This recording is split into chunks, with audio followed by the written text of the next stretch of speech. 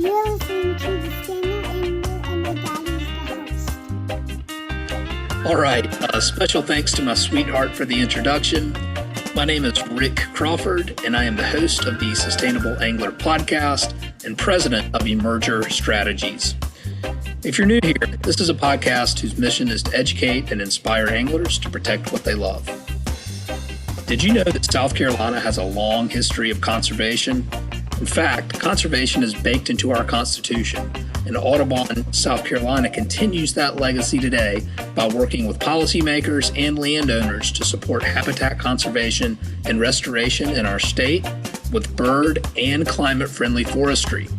That's why I'm stoked to share my interview with Rebecca Haynes, who is the executive director at Audubon South Carolina, and we take a deep dive into the environmental threats to birds, such as habitat loss and climate change, which contributes to the global trend in biodiversity loss. And Rebecca shares all the good work Audubon South Carolina is doing to protect and restore habitat for birds and other species. I hope you enjoy. Be sure to check out the sustainableangler.com, and if you enjoy the podcast, an absolutely free way to support is by leaving it a 5-star rating and review on Apple Podcast or Spotify. The Sustainable Angler is available anywhere you listen to podcasts and is also airing Saturdays at 2 p.m. on Charleston's first and only community-supported radio station, Home Radio 96.3 FM. The Sustainable Angler is brought to you by Emerger Strategies and A New Earth Project, the sustainability initiative of Atlantic Packaging. We set out with a New Earth Project to really start a movement. It's a global coalition of people who are deeply concerned and want to accelerate the transition away from problematic packaging to more sustainable solutions. Our entire value proposition was built on helping companies package things better. We were doing sustainability before sustainability was cool. We just called it packaging optimization. And packaging optimization really is about using less. And we built our whole business on that. You know, people send us their products, their goods, and we help them design packaging systems and solutions for the least possible cost, utilizing the least amount of material. Use less is always the right answer. And that's what I see with companies like a New Earth Project is it's like we're just trying to create solutions for big companies and small, that makes it easier for them, cheaper for them, whatever it is, and then has less impact. Not just trying to tell people you should have less impact and making the choice forced on them. Like, make it better for everybody, and it'll make it better for the whole world. We see the problem, and we are with you.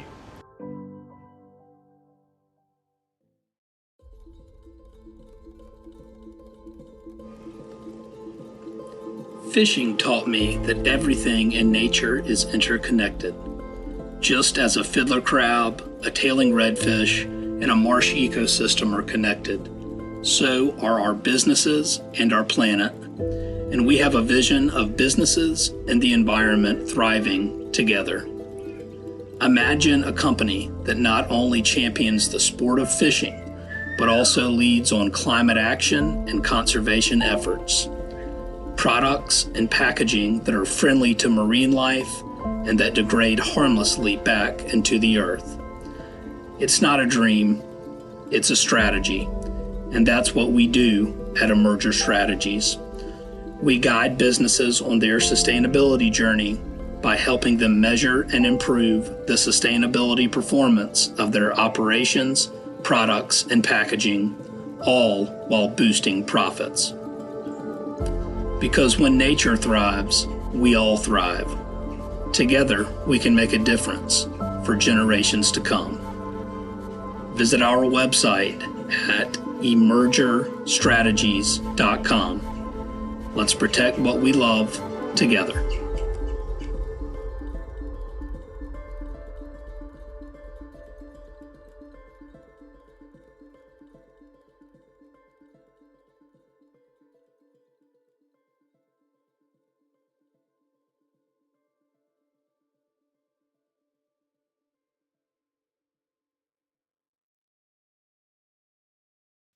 Well, thanks, Rick. So, Rebecca Haynes, I'm Executive Director of Audubon South Carolina. Audubon South Carolina is a state office of the National Audubon Society. So, I serve two roles. I'm Executive Director here and Vice President in the National Audubon Society leadership. So, National Audubon Society is 119 years old. We have about 700 employees across the Western Hemisphere, ranging from Chile to the boreal forests of Canada. And we have 17, soon to be 19, staff here in South Carolina. So it's fun to be able to kind of influence what's happening on the ground in South Carolina and then be part of a migratory hemispheric effort to protect birds and the people and communities they need to thrive. Love that. We're gonna dive pretty deep into that here in a little bit, but before we do that, tell me, we went through a program together. It was a sustainability leadership initiative with Sustain SC. That's how our paths crossed. But give me a little bit more about your background. How did you carve out a career that led you to Audubon? So I've always been interested in environmental issues and conservation. I was born to a bar manager and a zookeeper. So I grew up playing with animals. Yeah. And I grew up in Atlanta. And I in college I got into water policy. And I was coming out of grad school in ecology, and I did political science and ecology. I was coming out of grad school and I was offered jobs working for the state of Georgia in water and working for the state of South Carolina in water. And Georgia had already massively screwed it up. And South Carolina still had a lot of potential to not totally screw it up. So roughly 20 years ago. Hang on, in what way? I'm just, curiosity got the best of me. Yeah, so I was so intrigued. I was in Georgia during the Great Water Wars, which are kind of still an issue, right, between Alabama, Georgia, and Florida. And Atlanta is the smallest, has the smallest river watershed system to support a population its size in the country. Really? They just really messed up like water resources and how they were going to hydrate, everything they needed to. And when I was looking at South Carolina and working with them before I came over here, we just had potential. Like, we have conservation baked into our state constitution. Like, we have a wonderful old pollution control act that predates the Clean Water Act and the Clean Air Act from the 1950s. I did not know that. Yeah, we have these wonderful legal and regulatory structures in South Carolina that could protect us and save us from ourselves. Now, we like to mess with it. Okay. Of course. I think so, right? But we have this great foundation. And we have this state with that's so connected to its natural resources. We're so regional and we have so many special places. And I especially now 20 years later, right, having gotten to know South Carolina in and out, we just have a wonderful kind of conservation ethic and land ethic that I think is really unmatched, particularly in the Southeast and particularly like what I experienced in the Atlanta area. And so I knew the work I wanted to do, and I thought South Carolina was a really fun place to cut my teeth. And luckily, it was a place for me to really lean in. And, 20 years later, I feel like I've been able to impact a lot of the foundational ways we protect people in the environment. So, I spent 5 years at DHEC in watershed management. I spent time working for American Rivers in their South Carolina office. Water policy was always my jam. And then I was testifying to some at the State House to some lawmakers about water. And I got in a little bit of a back and forth with a couple lawmakers. And afterwards, one of the lobbyists came up to me and said, "Have you never thought about lobbying? Because you deftly maneuvered that situation. Like, you pivoted and it was great, and you still taught them something."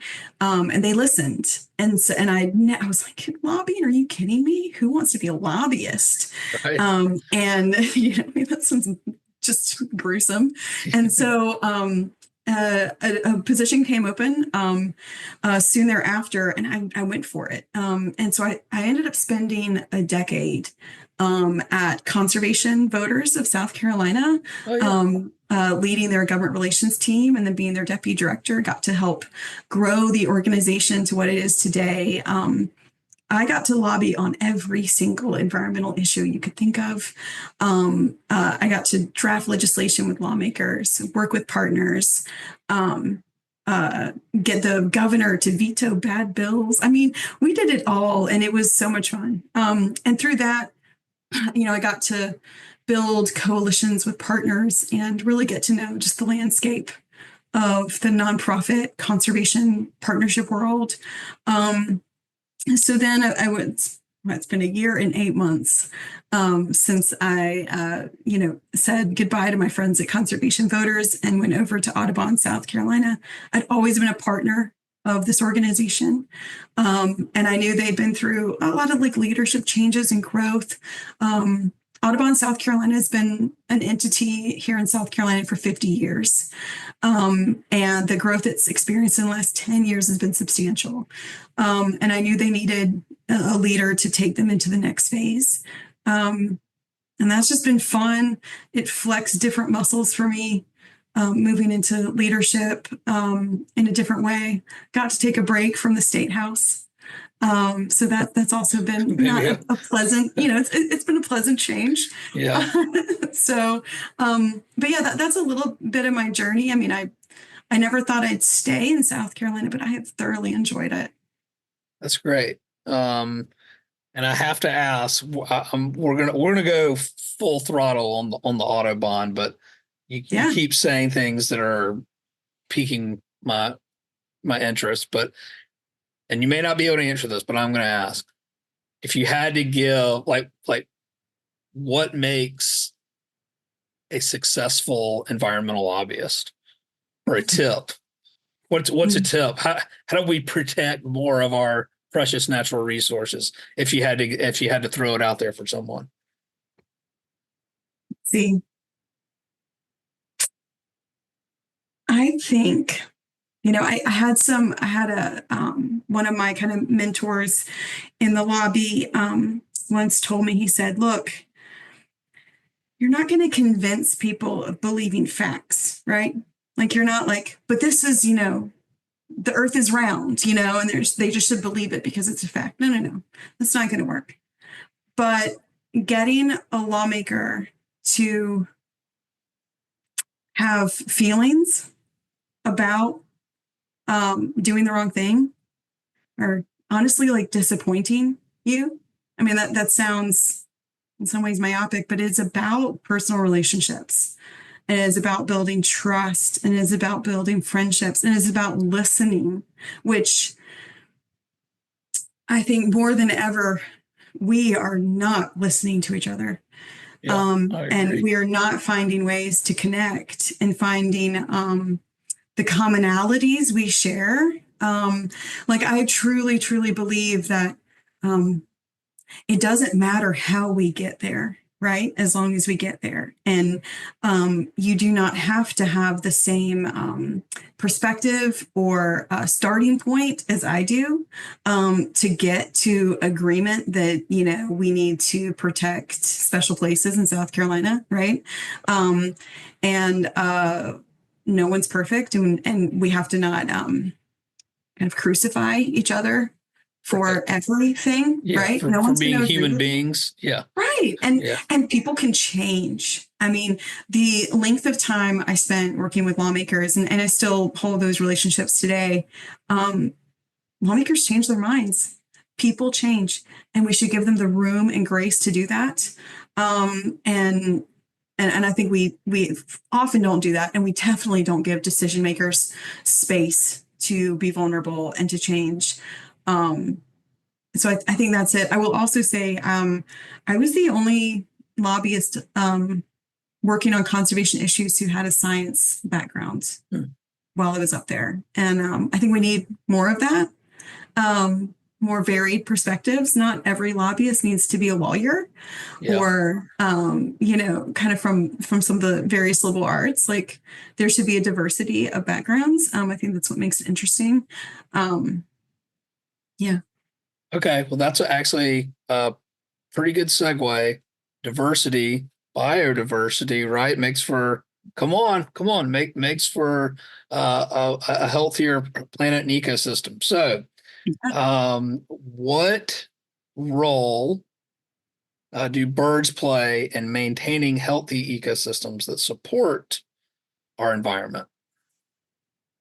Yeah, so it was interesting. I actually had a couple of men recently have commented they've some people are still kind of figuring out that I've gone over to Audubon to work in bird conservation, and a couple of men recently said, birds, not a birder, you care about water, what are you doing over there? And I was like, interesting thing, guys. Care about ecosystems, right? And it all works together. And another interesting thing, birds are fantastic indicator species. The canary in the coal mine metaphor, it's real, right? And it's something too that, not only do they have an important role in that ecosystem, in various ecosystems and various habitats, like not all birds need a forested habitat, right? Like grassland habitat is one of our most endangered habitats in South Carolina, which is now found on farms, right? So, there's some, birds have different roles in different ecosystems and different habitats everywhere. Could you imagine, like how quiet it would be, right? So with one of the things that drew me to this work and to working with like biodiversity and bird species and migratory species is kind of two things. Like first, since 1970, we have lost 2 billion, I may need to double check that number, 2 billion birds in North America since 1970. It's stunning the amount of loss we're experiencing. And it's not just the birds, right? Insects, bugs, right? Like we're losing everything and it's all connected, right? Like birds want to eat those guys too. And we're seeing impacts to every species. But birds in particular are being impacted in very scary ways caused by humans. And then at the same time, I just saw a recent study, I have to look it up, but I think there are 96 billion birders. People love birding. And people bird in different ways. Some people are serious and they travel the world and they invest tons of money. And so many people just enjoy the birds outside their kitchen window, right? And it doesn't have to be this intense thing. You don't have to have a bird list. You don't have to have fancy binoculars. Like everyone enjoys birds. And it is something that I've been impressed, even just the amount of people that have reached out to me since I took this role going, oh my God. And I was like, you're a birder? I had no idea. What? So, it's a shocking, fun way to like bring people together. And it's an activity that can be very, very accessible. So I think all of that together, it sets a stage for a cool story of like biodiversity and what it means. And like, what would we do if we lost it?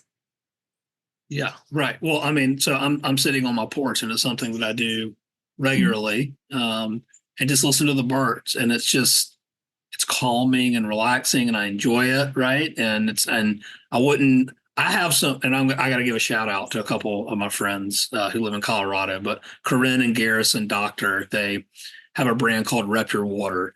Anyway, Yeah. they're huge bird nerds. That's what we call them, bird nerds. Yeah. Oh yeah. And, Bird and, nerds. and I was like, and by the way, if someone takes this and runs with it, I want 10%, but someone needs to start a brand called Bird Nerd and just print birds on shirts for bird nerds. That's a home run. Make sure the shirt's made out of organic cotton, of course. But anyway, that's a free one for everyone out there. But sorry,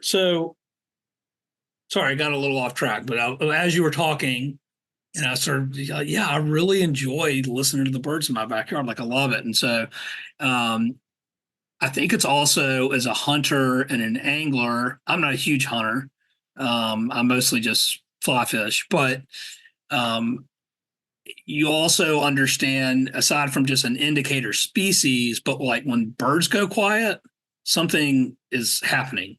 Like there's something, like they indicate things in real time. Like why are something's the wrong, birds not, right? yeah. Like why are the birds quiet? Like what's around here that is, so it's a cool thing that we have been doing since probably evolution to listen for the birds, right? Birds are happy, everything's probably okay.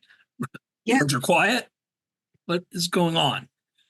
So, and I find that stuff fascinating. But Yeah, I just confirmed this. We've lost 3 billion birds in North America since 1970.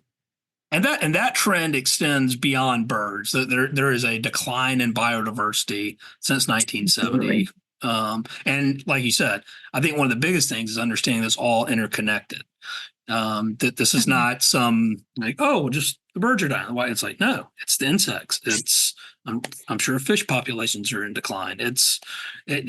Everything is in decline, and it's from a variety of problems: water and air pollution, greenhouse gas emissions, pesticides, herbicides. It's plastic pollution. I mean, it's a host of things. It's a wicked problem, right? There's all these problems, but they are also interconnected. And so I think that's something that I think gets lost. Is it's just like, yeah, you can focus on birds. Like, I work with businesses, but that's what I try to say. Yeah, but you're also part of this system. Like, so the things that you do are important, and the decisions you make are important. All right. Anyway, that's my soapbox. But so to get back to South Carolina birds, what are, I don't know what the right question is, but like I love when I was out Sunday afternoons, beautiful day, saw a bunch of egrets on this low tide, saw oyster catchers. Like I love all of our shore birds, but like, are there birds that are currently in decline in South Carolina? Maybe is the question. Many. I mean, we have a pretty intense list. One of the things. So Audubon, we recently came out with our hemispheric strategic plan. We love plays on bird words, so we call it the flight plan. Okay.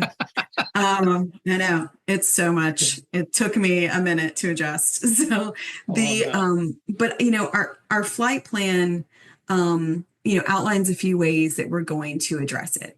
And one of the things is, at Audubon, we're science led. Okay. So we're not just, focusing on the like megafauna, like the cool stuff, right? Like it's what is the science telling us? And there are many species that are very much in decline, right? And then, there's kind of variations within that. So we have used our data in South Carolina, looking at lots of different factors to come up with a list of kind of like priority species, that we are priority species and priority geographies in the state where we can focus our efforts, because we know if we focus our efforts in those areas, we can make a difference. So they may not be the species that are most at risk, right? Maybe they're on that line that if we help them a little bit, we can pull it back. So we do have, a list for that, and it includes a lot of your shorebirds and seabirds. Includes some of your lesser known ones too, like you've got some of the more reclusive species that really don't do well with humans, like black skimmers or black rail. The black rail is such an elusive species. And like, for instance, we're partnering over in Tibwin with Ducks Unlimited to restore black rail habitat. So there's, and black rail habitat is what the habitat was before we had like the rice fields and some of those impoundments and stuff, right? Yeah. And so, there's interesting things with that. Our legislature also just named the first state seabird, the brown pelican. Right, like they could use some help. There's a lot of species on the coast we can address, and they are all birds are heavily impacted by human disturbance. Like most of the most egregious things that are happening to birds are like because of us. And some of them are very direct. Like there's the indirect ones of habitat loss, right? Like whether you live in Charleston or Columbia or wherever, like where population growth is happening everywhere, land use changes are occurring. But then also sometimes it's like small, right? Dogs, whether they're actually on leash or off leash on the beaches during shorebird nesting season is like the number one disturbance to those families trying to, make their babies on the shores. And I get that. I can understand that. Yeah. And even like the studies, like of course, off leash is way worse, but even on leash is still a disturbance. Yeah. Thinking about some of those. So, we have a shorebird steward program where we have volunteers out patrolling the shores during nesting season, trying to help them out. When is nesting season? Oh, that's a great question. I know it's like spring to summer generally.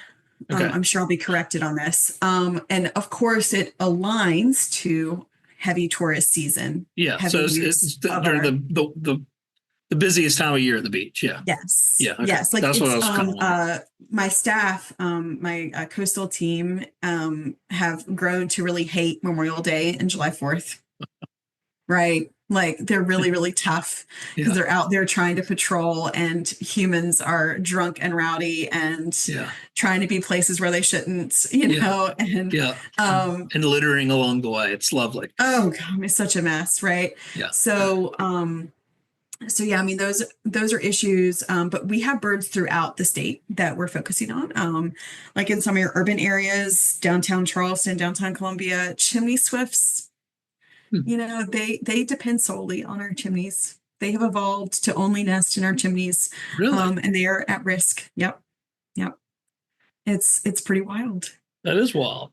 Yeah. So, chimney swifts are one that, we could just make a few changes. And we could still provide them habitat, but we're not. And so they're seeing some massive declines, and that's something you can really engage people in an urban environment around. There's different species in different parts of the state. There are places like the Cape Romaine National Wildlife Refuge where we focus some of our work because it is just a hotbed for biodiversity, and everybody's making babies over there, and it's a great place to focus efforts, and it's very much at risk.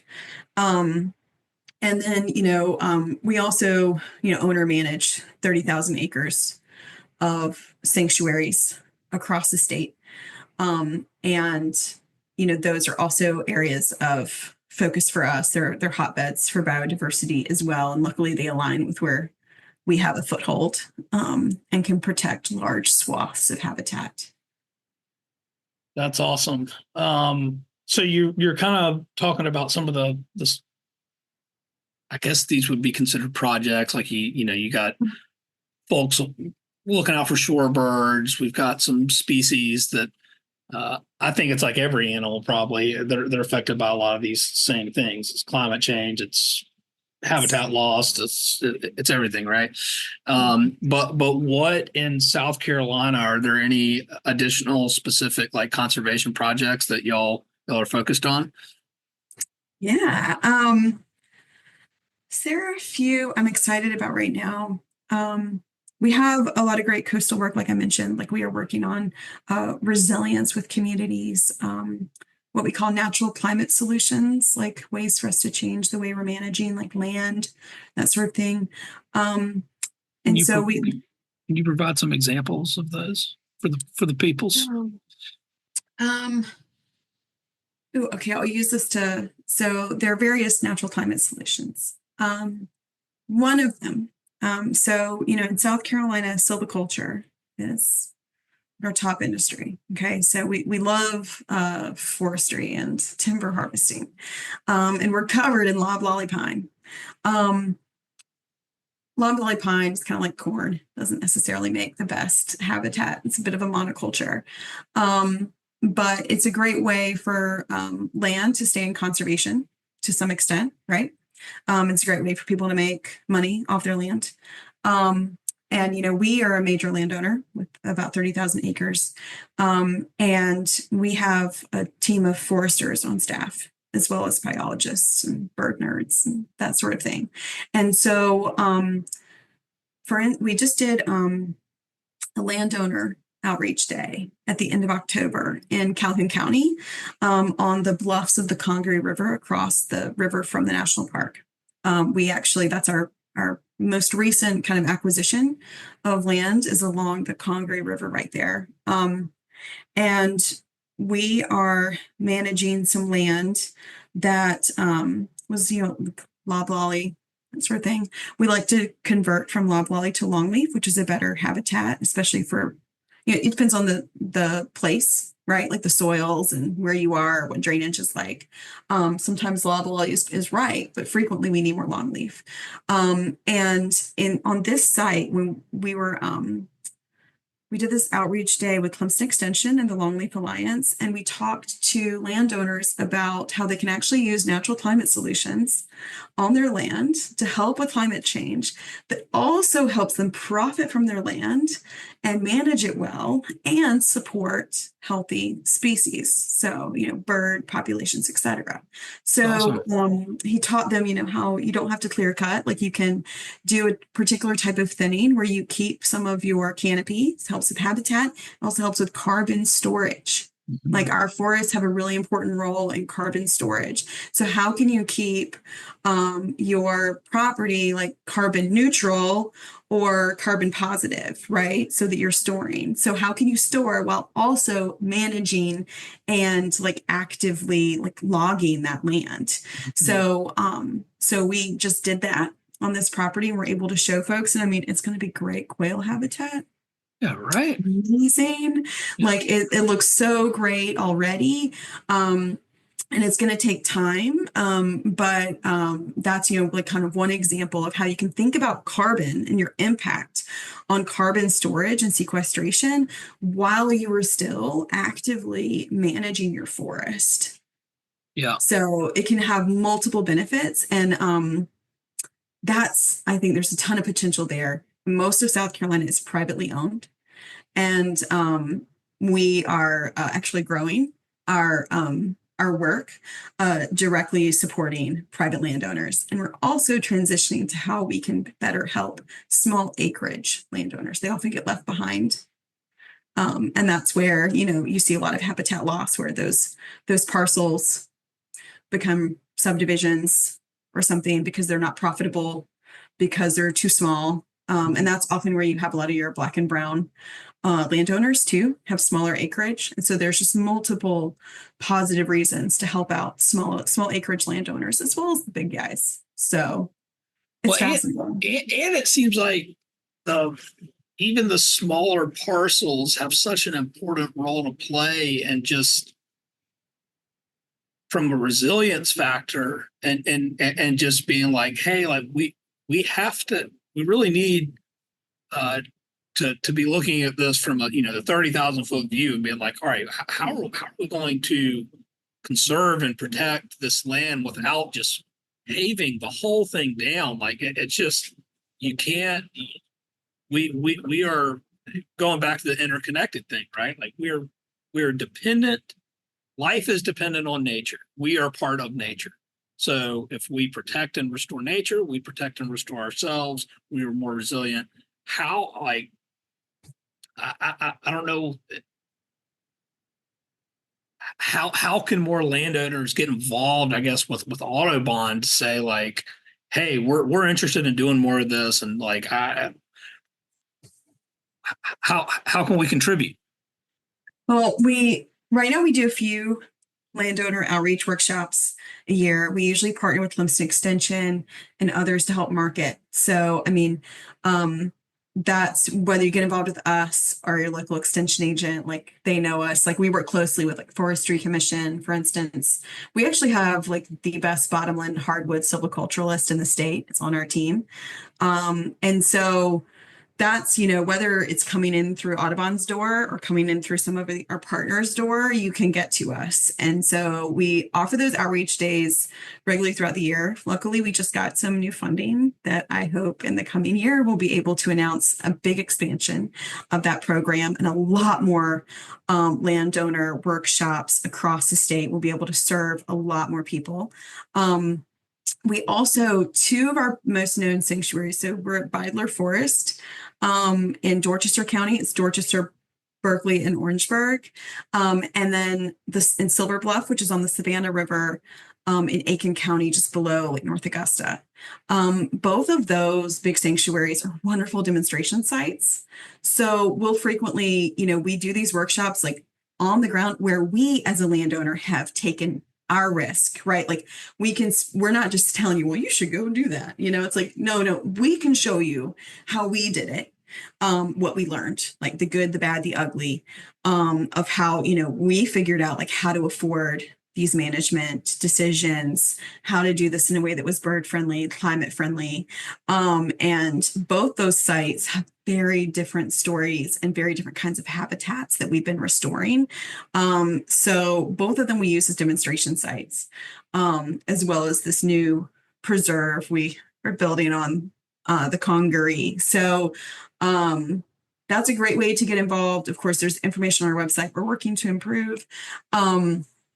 But that's a great way, but also like reaching out to Clemson Extension agent, no landowner does this stuff in a vacuum, and it's usually stacking things. So it's stacking practices that we teach.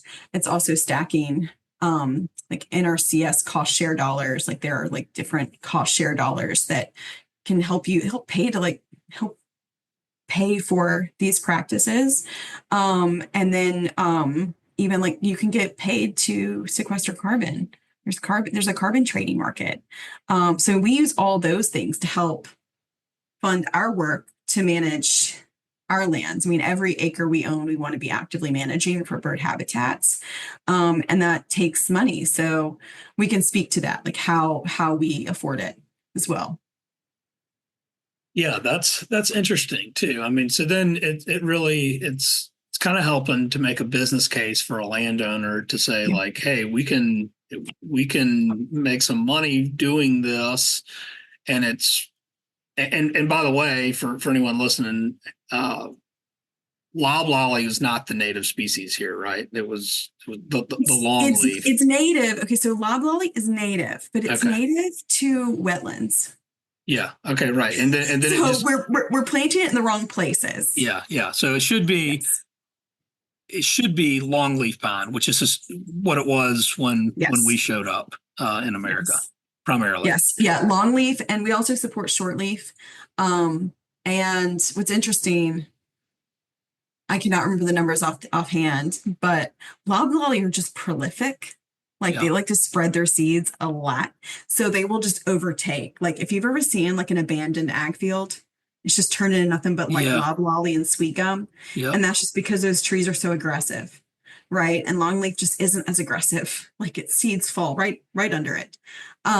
So, and longleaf does really well when it's burned, and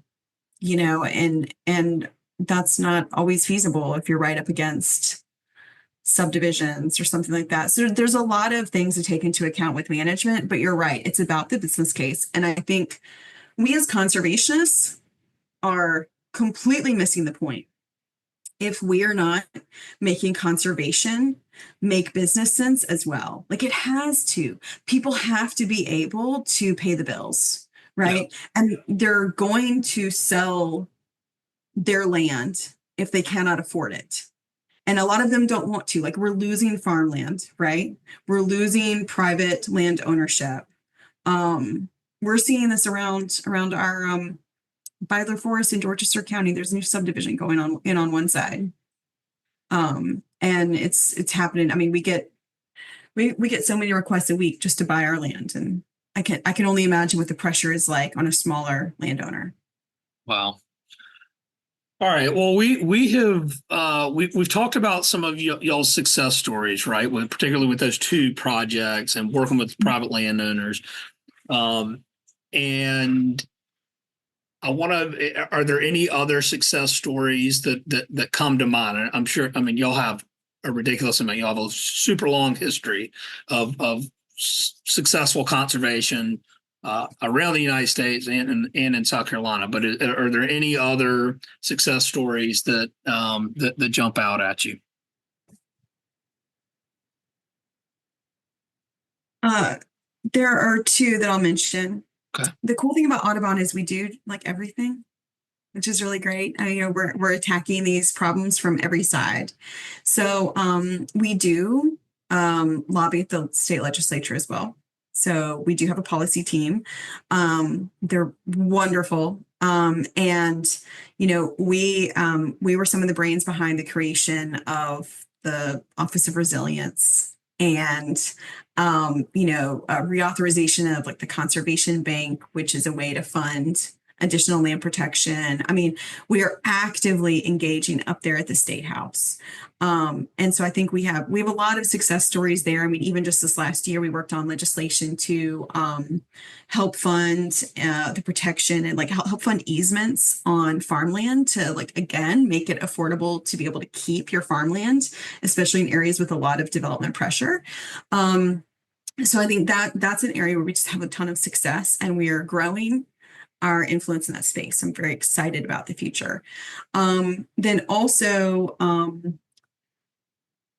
what we've been able to build at our sanctuaries, we are able to connect with the public. Like, we are able to host people, we're able to connect them to their natural environment. So, I mean, the amount of international guests we get through Beidler Forest each year is just impressive. I mean, we are able to be like a community center, a neighbor, and connect people to, I mean, Beidler Forest is the largest stand of old growth cypress tupelo in the world. It's never been harvested for timber. I mean, you just don't get to see places like this anymore that haven't been affected. Yeah. Or you can go see Silver Bluff that was massively affected. It was part of an old plantation. It's been heavily altered, but you can see what restoration looks like. So I think us like being able to connect people to actually show them what on the ground habitat restoration looks like is our biggest success story. And that's what I think really helps. People have to be able to see and touch and feel like the impacts, right? And we also do bird science in those places too. So I mean, like, we do bird banding and data collection and that sort of thing. And we're able to host researchers and interns. And like, that is just another great way to connect folks. So well, let me ask you this, because this is to kind of bring it full circle, talking, a little fishing, to put this in perspective. I'm not sure how much you get out and fish, and maybe not at all, and that's okay. But what we're seeing as anglers, right, is shifts in migratory patterns of fish. And so we're seeing more snook in South Carolina, and that is an issue because they're not managed here, right? And so if we're going to see more migratory patterns, we're going to need to shift how we manage our fisheries. Are y'all seeing similar shifts related to birds? I guess is my question. Yes, we are, and that's why that's one of the big drivers behind our new strategic plan, where we are trying to address habitat loss, climate change, like the biggest threats, because we are seeing loss and we're seeing impacts to migratory pathways. And so that's why we are growing ourselves across the Western Hemisphere, because it means nothing to these migratory species if I am doing like a damn good job, right? Like protecting Beidler forests, right? Okay, great. They have a safe haven for nesting. But these guys spend half the year in Colombia. Okay, so like our Prothonontary warblers, they're little yellow birds. They're like, hey, they just sit in the palm of your hand. They're feisty, bright yellow. And they travel 2,000 miles down to Colombia, like Barranquilla, just a mangrove forest, kind of similar, kind of swampy habitat, complementary to Beidler, and that's where they spend the other half of their year. Well, if we're not doing anything to protect those mangrove forests in Barranquilla, Colombia, then we have completely failed these birds, right? So we are looking like, and we have the data, like the advancements in migratory data and like data collection, we have the data to know like our birds go there and back, and we can track that, we can inform that. So Beidler Forest, we've created a sister center awesome. in Barranquilla, in tucked in, another boardwalk park tucked into mangrove forest, and those staff are part of our Audubon team, and we are sharing, like we're helping them because we've had our center for 50 years. We're like, okay, here's what we know, what we learned, and we're helping them get that created. So I mean, that's a huge aspect of that. Now, birds are pretty adjustable and resilient. So I don't know if there's some really cool kind of bird watch data out there. I mean, the internet is amazing, where you can track some migratory patterns. And so, when the hurricanes came through, Yep. the birds, you can watch the migratory pathways from that night. And the birds just went, like, the hurricanes were here and the birds were like, nah, dog, I'm going over here. And they just went like square around the hurricane, so they're still adaptable and resilient, but like they shouldn't have to work that hard. Yeah. And so, thinking through that. But I think we have to get to like the cause, of this and address it. And we have to think about it holistically. And that's one of the things that kind of drew me to Audubon, was being able to work at that international scale as well. That's super cool, and I love that, because kind of what I keep coming back to here and listening to you is, which I haven't put a ton of thought into before, but just that like birds almost like are the teacher of like how interconnected we are, because you can see them, and like so you start to look at these migratory, like fish are hard. It's kind of hard, you gotta try, like there's some tracking going on with fish, but it's hard because they're underwater, right? But birds, you can see it, you can track it, and it's like this planet is just like this amazing, awesome living thing, and it's interconnected. And I just love that was sort of a cool takeaway from this conversation for me. Was like, yeah, right. Like, so birds are super important in helping us understand where we are with the health of our planet. And if birds get cut off in their migratory patterns, we probably have some pretty serious problems to face. Absolutely. All right. So we're getting here kind of close to the end of our time, and I want to be cognizant of your time, because I know you have a busy day today. But if you've shared some awesome insights about Audubon, about birds. I learned a ton, which is why I do this podcast. I love to learn, talking to interesting people. But what is sort of a message of hope that you have from, you've done everything from water, lobbying, birds, just kind of, you have an extensive background in ecology. And so what's maybe a message of hope out there that you would send to everyone, if you could? Which could be challenging, I'll preface. Yeah, the world has been a challenging place lately, and sometimes things can seem overwhelming, especially as we start feeling the impacts of climate change, right? Like, it's here. Yeah, it's real time. It's happening. It's real time. And the biodiversity loss is real time. But we can change our habits and our behaviors and our impact, whether it is our voting patterns, whether it's our local impact with decision makers. I mean, city and county councils where you can really make a difference, especially with land use and things like that. At the State House, that's where all the magic happens. But then also, a couple of the biggest threats to birds, especially, we're in the fall, where the fall migratory season is really hard because it starts getting darker earlier. And birds get very confused by light pollution, and they get particularly confused by tall, brightly lit buildings, and they die a lot in window collisions. And that's something we can impact. Like, that is something we completely control. And there are so many easy solutions to, make to the windows, like easy things you can do even at home. And then there's, kind of bigger solutions we can do with some of our big cities, right? And so you've got that, our outdoor cats. No one likes to talk about it, but our outdoor cats kill more birds than like anything else. Really? Yeah, it's pretty bad. Every single cat hunts. And so, there are things like this that we're doing, Yeah. right? We're doing, I mean, the amount of people that talk to me about their awesome backyard birds, and then they tell me about their five outdoor cats, and I'm like, well, great.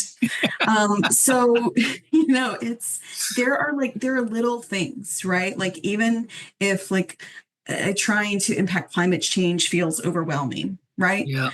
There are things you can do to make a better habitat for the species you care about.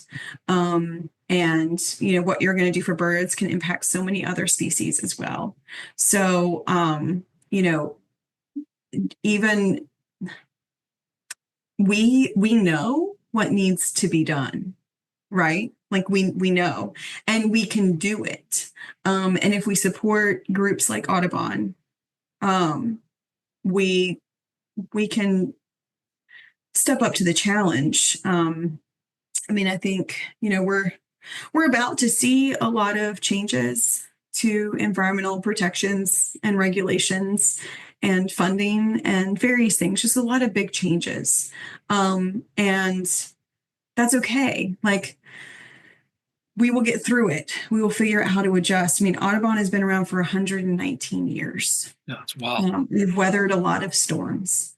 And I think, in South Carolina, everybody, no matter their politics or background or location, the sense of wanting to protect our natural resources is really high and lovely, and we can find that common ground.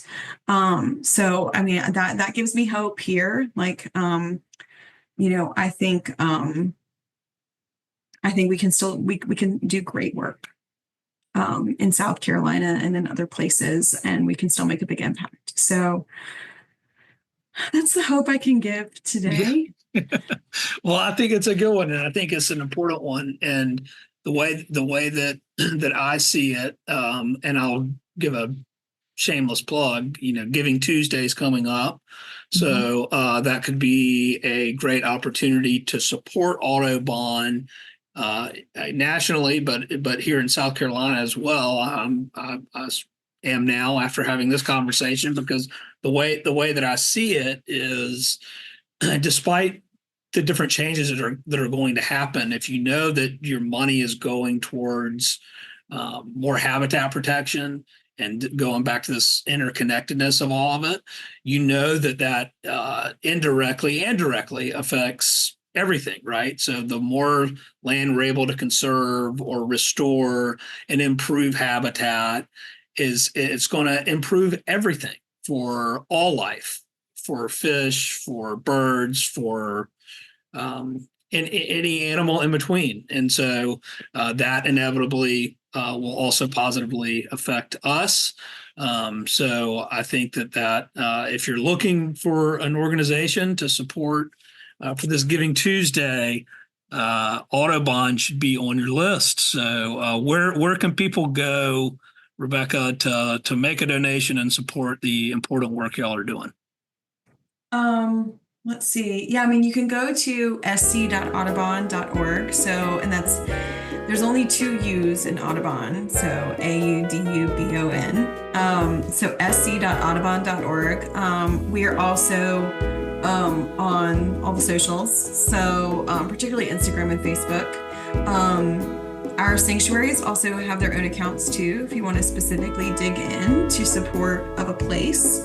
So Beidler Forest has an active presence, which all that can be linked to from sc.audubon.org. Beidler's going to be open the day after Thanksgiving. It's a great time to go get outside. Actually, do a shameless plug too.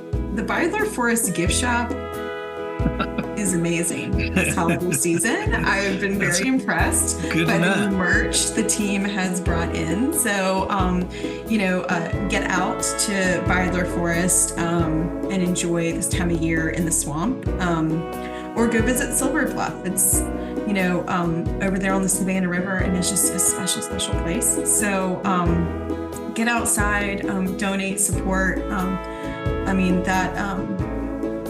That's such a critical piece of what we do. So, thanks for the plug. Yeah, of course. Well, thank you for your time and for everything that you have done in your career and you continue to do at Audubon for protecting what you love and what we all love, I think, as most of our listeners would agree. So thanks a lot for your time, Rebecca. Thank you. All right. Special thanks to Rebecca Haynes and Audubon South Carolina for everything they're doing to protect what we all love. So if you enjoy the podcast, an absolutely free way to show your support is by leaving it a 5-star rating and review on Apple Podcasts or Spotify. It's a chance to tell me what you love about the show, and it helps others discover it too. Thanks for listening, and stay tuned for new episodes dropping every month.